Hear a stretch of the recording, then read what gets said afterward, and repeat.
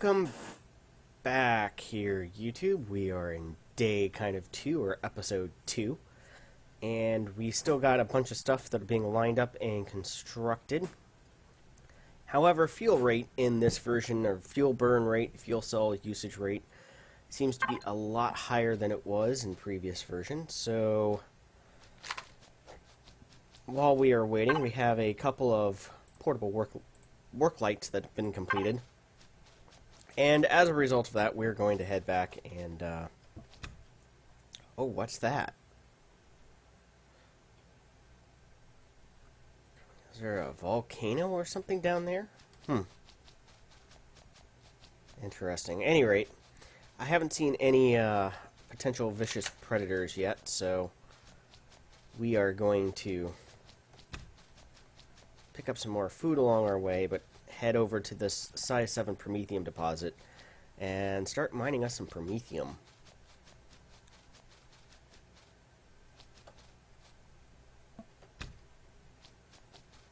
Collecting supplies of what we can that's non-perishable along the way.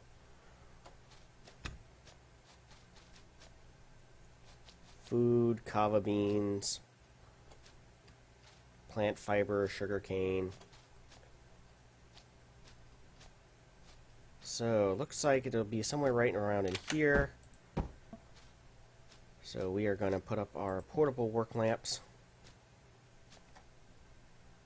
Where's this promethium deposit? Somewhere down in here. Time to get out our drill. And in the immortal words of Sarah Palin, drill baby drill.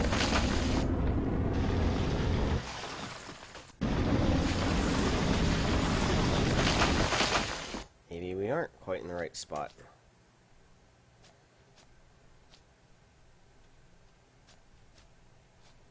No? 15.3. Oh, no. Well, we're getting closer. Just down here, I guess.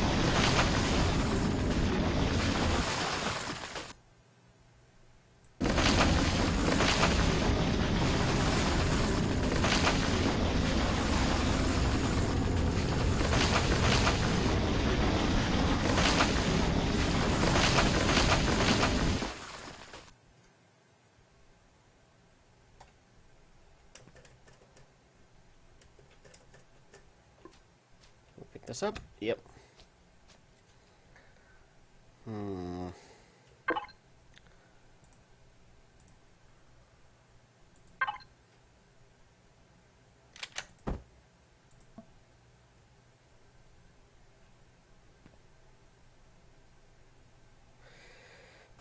Okay.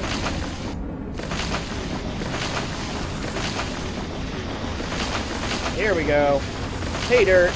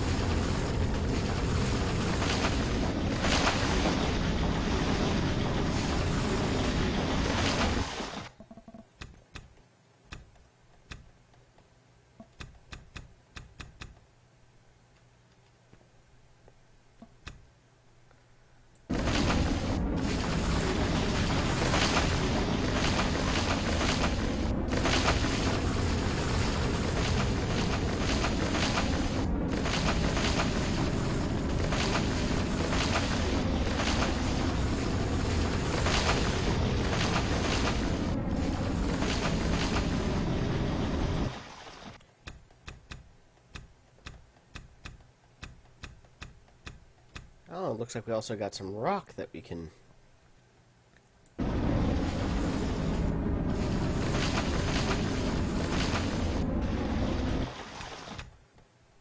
Forget what we need. We need crushed stone for something.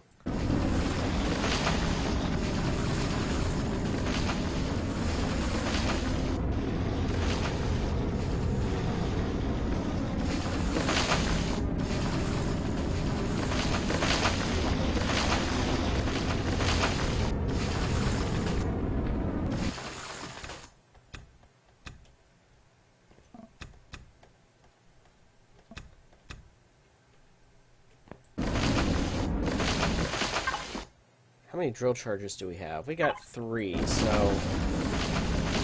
if I expend all of this drill charge for the supplies, I guess we could do that. You know what? I'll leave it at about 200.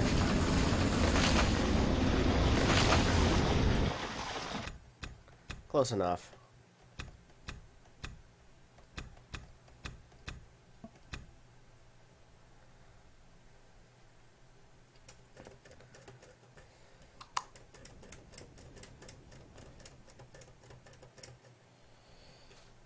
That's a pretty good size hole in the ground.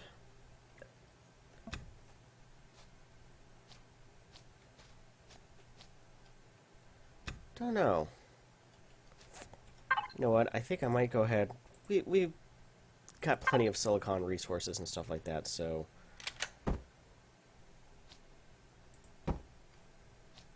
we'll leave a marker post here.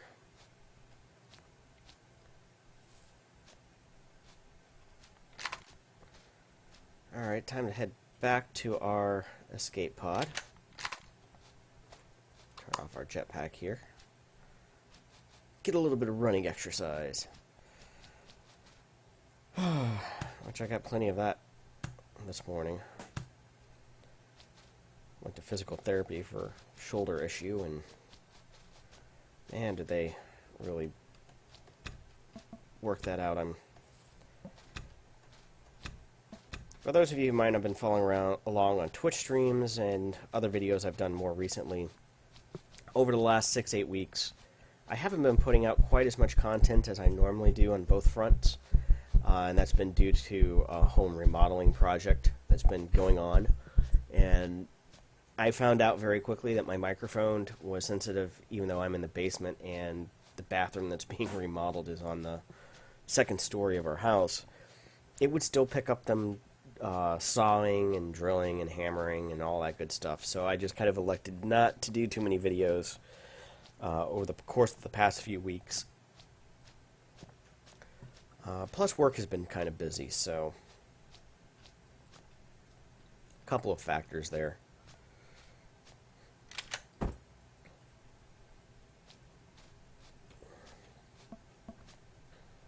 Do not go gently into that quiet night. Something, something. So hover engine is in the construction queue. I think... oh, we're going to build 10 more motors. So let's build a thruster. Normal thruster. We're going to need a cockpit. We're going to need a fridge cube. And we're going to need 2 cargo boxes, I think.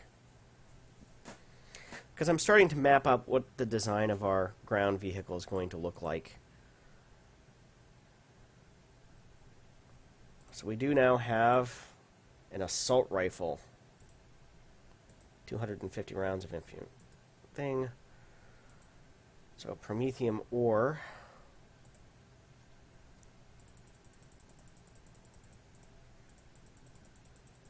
Oh, we don't have a spot to do that one yet. So building plenty of ammunition. Haven't had to use it yet. So I'm building what looks to be a futuristic G36. I hope that they have corrected it in the future, or maybe an XM8, which is, again, based on the G36. And the G36 rifle actually has a problem that if you fire it enough on fully auto, the barrel will warp a little bit, and it loses its accuracy. So the Germans went through from the G3 to the G36, and the G3, although it was chambered for 7.62 by 51 NATO, which meant larger caliber bullet, can't carry as many ammo, or as much ammo, because it's bigger and heavier. Magazine size was 20 versus 30 for most 5.56 or 2.23.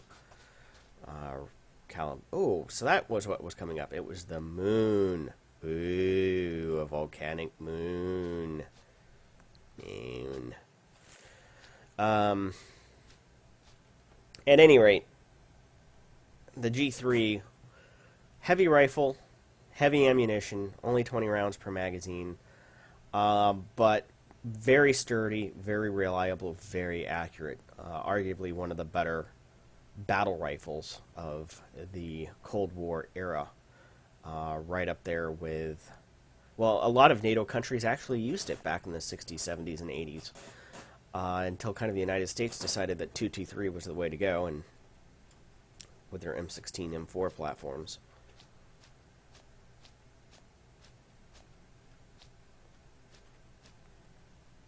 But I think some of the mechanics of the G36, I'm not 100% sure. So gun people will probably get on to me if I'm wrong about this here. But I think some of the piston action and stuff like that designs became the basis for the 416 upper, which is basically piston-driven AR platform, M16 platform rifle. That is very, very reliable. A lot of people like piston versus gas systems.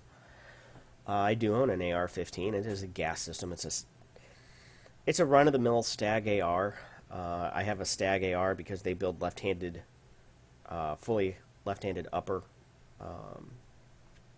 rifles. Since I'm a southpaw, especially when it comes to shooting, I'm so left-dominant eye that holding a pistol or holding a rifle in my right hand is just wrong. And when I see like all these shooter games and stuff like that, you'll notice that the characters hold the rifle with their right hand, and to me that's just so uncomfortably wrong that it even bothers me in first-person shooters. I have yet, there are probably one or two out there on the market that I'm just not aware of, but I've yet to see a FPS that allows you to choose left-handed or right-handed. I understand that whenever you do something like this, it doubles the number of animations, why they can't be mirrored. I'm not 100% sure, but it's just a nitpicking detail that I have with anything that's kind of a first-person type game.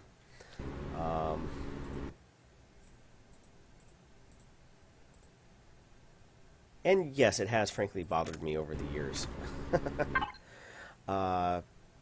It's why for as far as handguns go, around the house, with the exception of a couple of revolvers, everything is a Walther. P99, PPS. And the reason behind that is they have this paddle-style release on the magazine release on the trigger guard, and it's ambidextrous. I can use it, or my wife can use it. She's a righty. And then I have I have a Ruger SR40C, which the SR9, SR40 also have ambidextrous magazine releases. Full ambidextrous, meaning you don't just flip the switch over from one side to the other. It is at all times accessible by either right-handed or left-handed people. However, my SR40 has, it light strikes. I think the double feed problem has been solved. It's been back to the factory once, and it's still light striking. So I might be sending it back to the factory again, and once I get it back, it's going to be going in and being traded in on a Walther PPQ, most likely. Probably in 9mm. Everything else I own is in 9mm. That being said, back during the crazy times, 2012, 2013, I could find 40 caliber ammunition on the shelf. I couldn't say I could do that with too many others. So I need a generator. Okay, thruster is being built. How many fuel tanks did we build? Did we build one or two? One, it looks like. I'm going to go ahead and build a second fuel tank. Cockpit is being built. Hover engine is being built.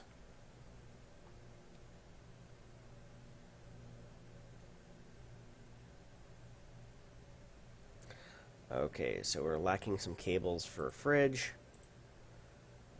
We will go ahead then and build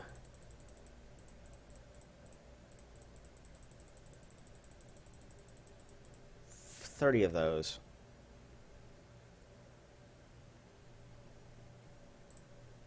Looks like at this point we're going to be fine on that. Oh, did we not take our helmet off? Nope. Wasted a bunch of oxygen.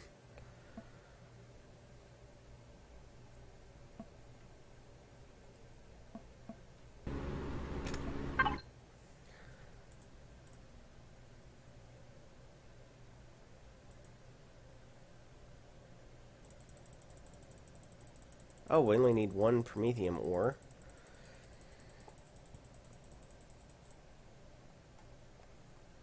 Actually, I still dislike this. You have to turn that off, and then you can cancel construction queue. I wish you could cancel items in construction queue by, like, right-clicking or something like that. In fact, I think there was an earlier version where that was possible. So,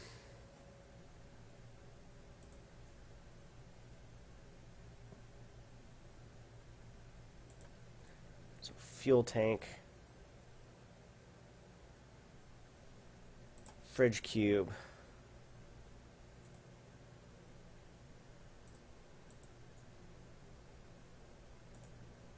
Hover starter.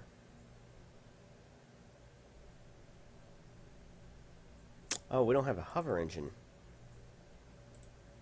That's not going to work.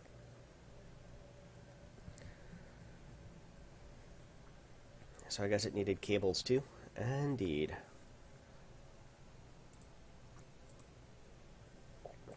So 625 rounds of ammunition. We're good there. Are we out of magnesium? Oh, we're out of magnesium, so no more pistol ammo. But we have 150 rounds. I'm not exactly too worried about that.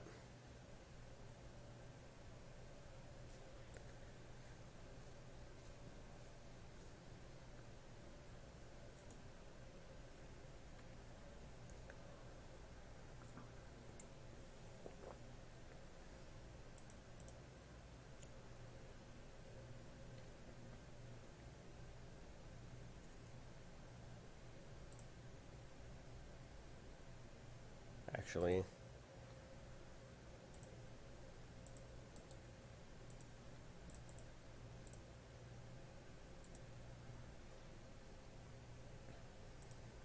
so I'm going to go ahead and move over shipbuilding components here.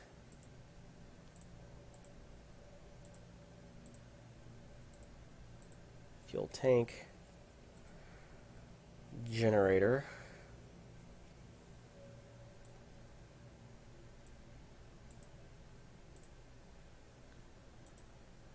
and resources go, rock dust,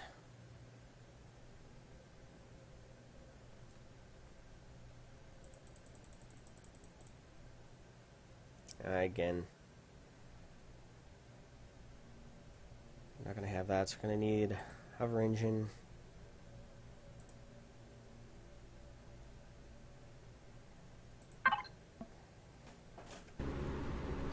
Fuel burn now doesn't seem to be that bad. That first group, though, it just seemed like it was... We got daylight hours again. So we survived our first night.